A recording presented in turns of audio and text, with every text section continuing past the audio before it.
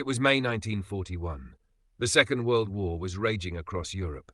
France had already fallen, Britain stood alone against Nazi Germany, and the seas became the lifeline for survival.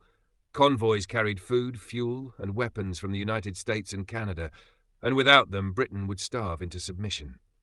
The Atlantic was more than just water, it was the artery of survival. But the Kriegsmarine, Hitler's navy, had a weapon unlike any the British had ever faced before.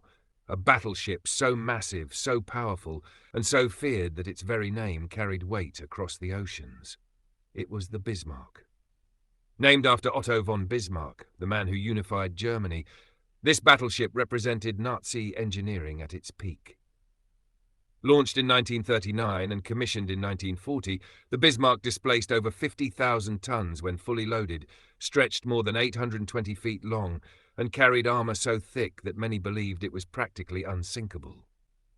Its 8 massive 15-inch guns could hurl shells weighing nearly a ton each, striking targets more than 20 miles away. To the Royal Navy, the Bismarck was not just another warship, it was a nightmare made real. Britain's survival depended on keeping the Atlantic open, and if the Bismarck could break loose into the shipping lanes, it could slaughter convoys at will. The showdown began in late May 1941, when German command ordered Operation Rheinübung. The Bismarck, escorted by the heavy cruiser Prinz Eugen, slipped out of port in occupied Norway and into the icy waters of the North Atlantic. Their mission: break into the convoy routes and wreak havoc. The British were immediately alerted. Intelligence and aerial reconnaissance spotted the German giants, and the Admiralty in London realized the threat. Winston Churchill himself gave the order: sink the Bismarck. Those 3 words launched one of the most relentless naval hunts in history. At first, the British had confidence. The Royal Navy was the largest in the world, steeped in centuries of tradition. They had battleships, carriers, cruisers, and destroyers spread across the Atlantic. Surely the Bismarck could not stand against the might of the entire Royal Navy, but the Germans had chosen their moment carefully. The Bismarck and Prinz Eugen were spotted moving through the Denmark Strait between Greenland and Iceland on May 24th. Waiting for them were 2 of Britain's pride warships, the battlecruiser HMS Hood and the newly built HMS Prince of Wales. The Hood was legendary, the largest warship in the world when launched in 1918, known as the Mighty Hood. She was the symbol of British naval power. Alongside her, the Prince of Wales, though still incomplete and plagued with mechanical issues, was armed with 14-inch guns and ready for battle. At dawn on May 24th, the 2 British warships sighted the German formation.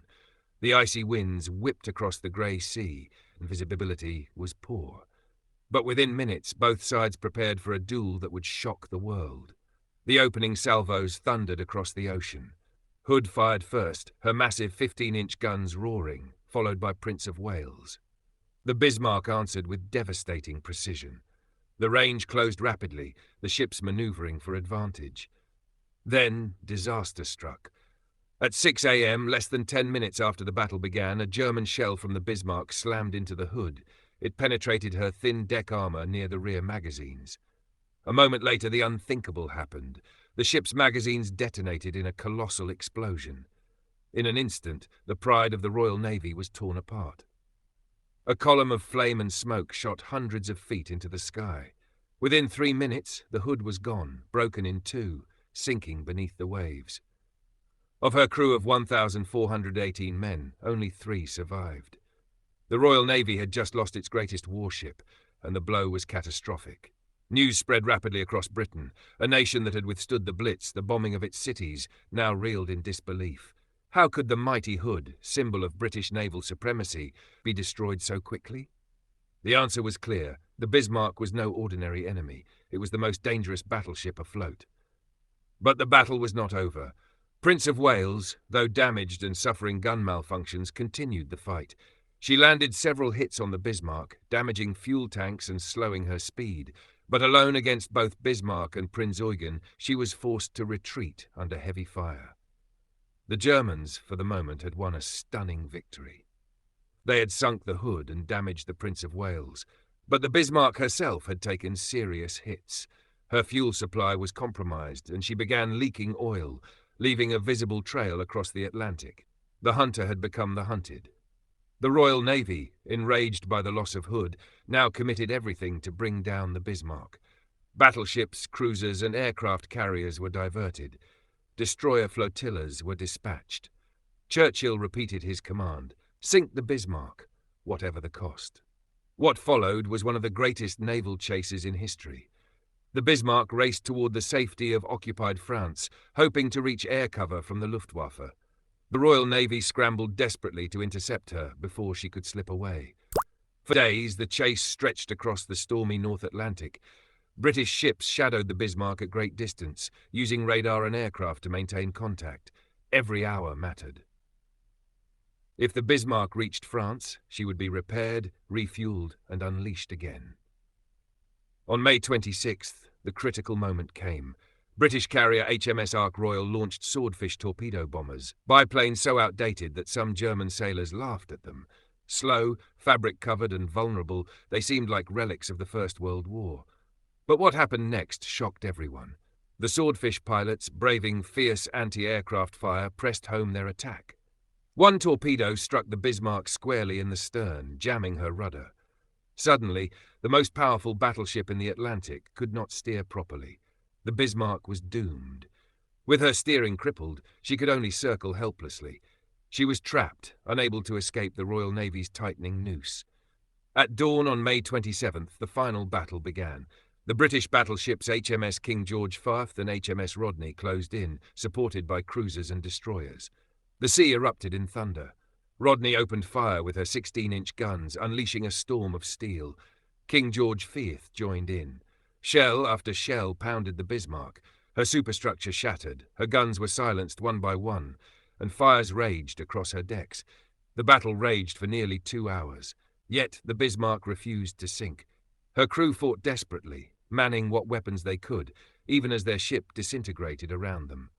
Her captain, Ernst Lindemann, and Admiral Gunther Lütjens remained on board, refusing to abandon ship. Finally, after being battered beyond recognition, the order was given to scuttle the ship. Explosive charges were set, and the crew prepared to go down with their vessel. At 10:39 a.m., the mighty Bismarck rolled and sank beneath the waves, taking over 2,000 German sailors with her. Fewer than 120 survived. The Royal Navy had achieved its goal. The Bismarck was destroyed. But the cost and the shock lingered. Why did the Bismarck's final battle shock the entire Royal Navy? Because despite being outnumbered and trapped, she endured hours of relentless bombardment before sinking.